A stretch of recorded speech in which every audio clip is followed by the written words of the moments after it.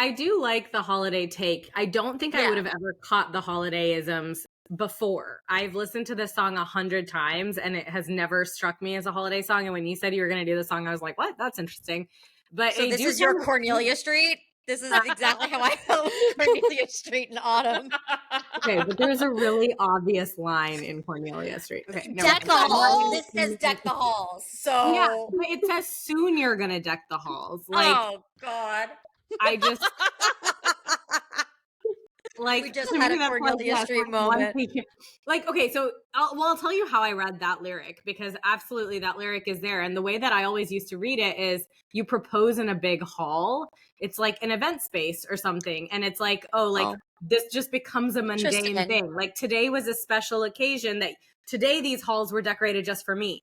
Tomorrow they're just going to be decorated for the public. I've never heard the phrase deck the halls outside of the holidays, so that's interesting. No, me neither. Deck the halls is 100% referring to the holidays. But you saw it in a different context. No. My interpretation is that represents like mundane public decorations, whereas maybe today it was for a proposal. So it was a contrast. It was like today it was for me. Tomorrow it's just going to be like a normal holiday decoration. Is kind of how I read that contrast in the past. But I mean, definitely with the November timing and like it makes a lot of sense. And I also think back to a lot of these like themes. The song that I'm going to do next is also kind of like a weird emotional kind of moment during the holidays. Back to December. My tissues. I'm like, Back to December is an incredible breakup song that is also like very sad. A breakup in December. Like it does feel like there's something that she doesn't write happy holiday songs. Yeah, like, well, that's not true. We haven't Christmas Tree Farm. Well, like we haven't gotten to the holiday album, but yeah, but those aren't necessarily her songs. Like she didn't, or Christmas write Tree those. Farm. Christmas Tree Farm is the only one that like she wrote. Yeah, you're right. But I guess what I'm trying to say is like, yeah, there are a lot of relationship changes, or I feel like she examines the holiday in a very different way.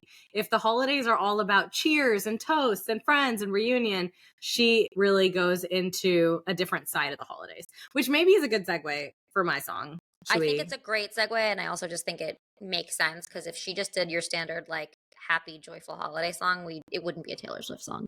That's true. That's part of like artists' job, I guess, is to push the envelope and get us to think about ordinary things in different ways. And so my song, let me unveil the suspense, is 'Tis the Damn Season, which it's about a season. It's about the damn season. It's 'tis the season.